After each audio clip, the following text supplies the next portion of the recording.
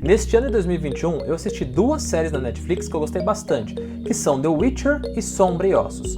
E quando eu vi o trailer de Mestres do Universo salvando Eternia, eu fiquei bastante empolgado. Ele puxou toda aquela sensação de nostalgia da década de 90, de quando a gente era criança e assistia o He-Man, e eu gostei bastante do que eu vi no trailer, fiquei empolgado. Só que depois de assistir os 5 primeiros episódios, porque eles dividiram a temporada ao meio, é como se a primeira temporada tivesse 2 temporadas.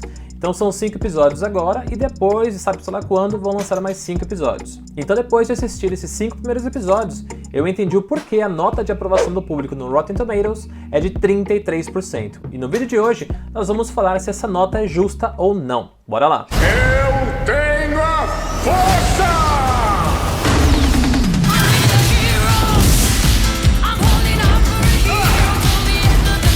Antes, deixa eu fazer um pedido. Se você ainda não é inscrito aqui no canal, clica aqui embaixo no botãozinho, se inscreve agora, que vai nos ajudar bastante, e eu garanto que toda semana tem conteúdo muito bacana aqui no canal. Bom, o primeiro ponto que eu tenho para falar é a animação. A qualidade gráfica está espetacular. Realmente está muito bonita, as cores, os traços dos desenhos, os efeitos de luz, está realmente tudo muito bem feito.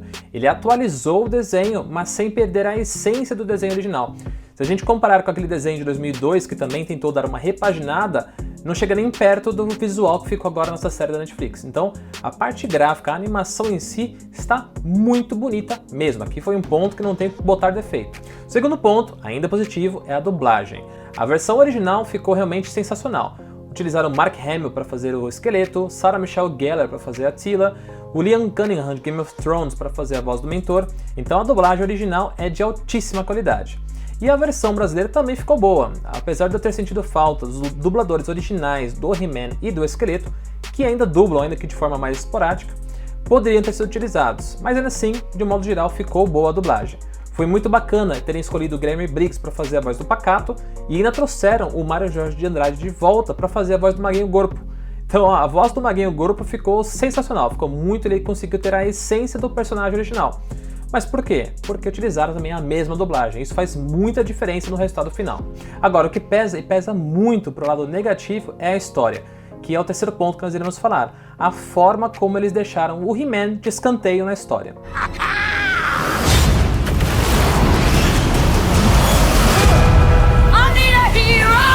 E esse ponto é o que mais irrita, porque nos trailers eles mostravam que o He-Man e o Esqueleto eram os protagonistas da série, era 100% focado neles. Só que a gente percebeu que eles aparecem só no primeiro capítulo e no finalzinho do último capítulo, a série inteira focada na Teela. Então a propaganda que eles fizeram não condiz com o produto final. Então a gente se sente ali meio que enganado pela Netflix, a propaganda enganosa que foi feita, e a gente tem que falar isso de forma bem clara. O que eles anunciaram não é o que foi entregue no produto final. E aí o Kevin Smith veio com uma declaração extremamente grosseira aos fãs, dizendo que no desenho antigo, os amigos do He-Man sempre ajudavam o He-Man, que esse era o foco da série. Só que tem uma diferença muito grande entre isso que ele afirmou e o que ele entregou na série. Uma diferença gigantesca. E eu falo isso porque eu leio muitos livros de fantasia, e é normal, entre um capítulo e outro, o protagonista dar espaço para outros personagens secundários terem mais destaque.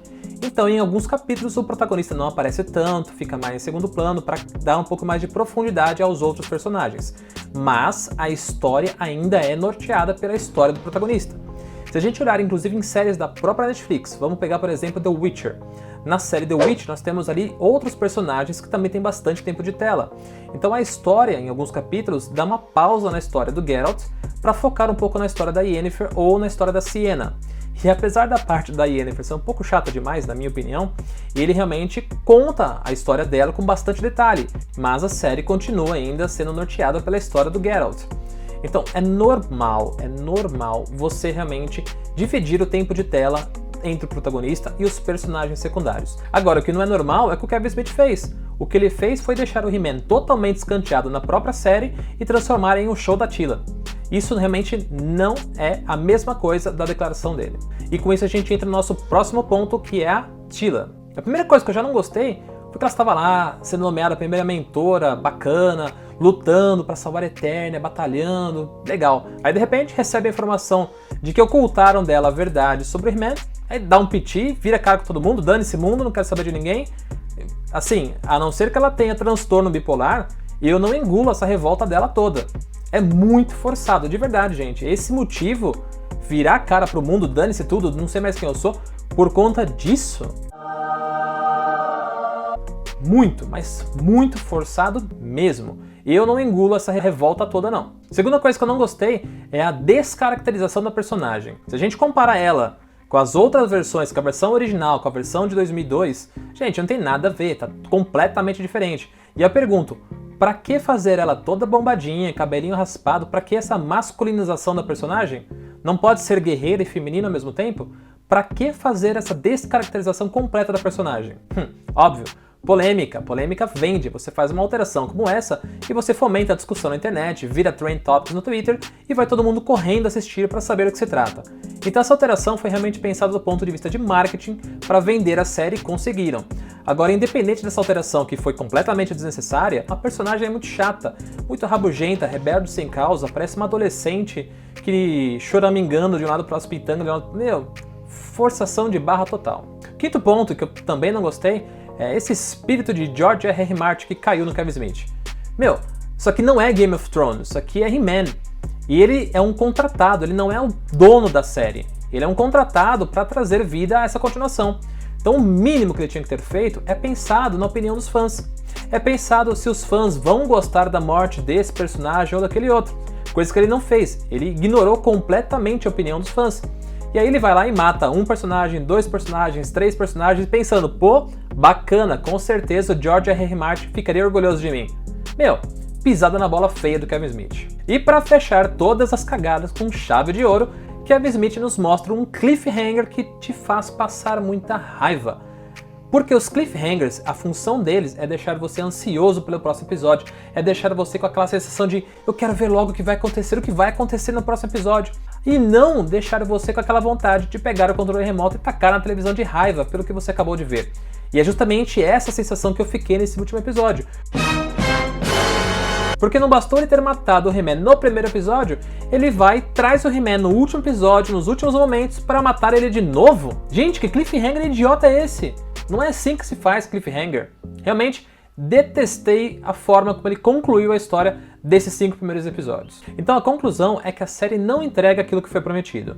Eu me senti enganado com o trailer? Beleza, realmente me senti, não vou negar. Só que não foi o que pesou mais. O que pesou mais foi uma história onde você colocou o He-Man completamente de lado, mofando as traças, coloca como um protagonista uma personagem extremamente chata, extremamente irritante, e você faz a morte de alguns personagens de forma desnecessária, um cliffhanger extremamente irritante, e eu nem tô falando daquela baboseira de culto tecnológico do Ciclope.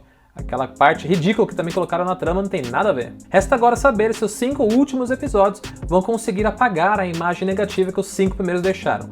Lembrando que essa é a minha opinião, eu não estou sozinho de acordo com o Rotten Tomatoes, mas cada um tem, claro, a liberdade para falar se gostou ou não. Essa é a minha opinião e a expectativa que eu tinha no início não foi atingida, pelo contrário, foi completamente fora daquilo que eu esperava. E ficamos por aqui. Se você gostou, deixa o like, coloca nos comentários o que você achou de He-Man, se você concorda com a crítica ou se você realmente gostou, coloca o porquê você gostou e continua ligado que toda semana temos conteúdos muito bacanas aqui no canal. Até a próxima!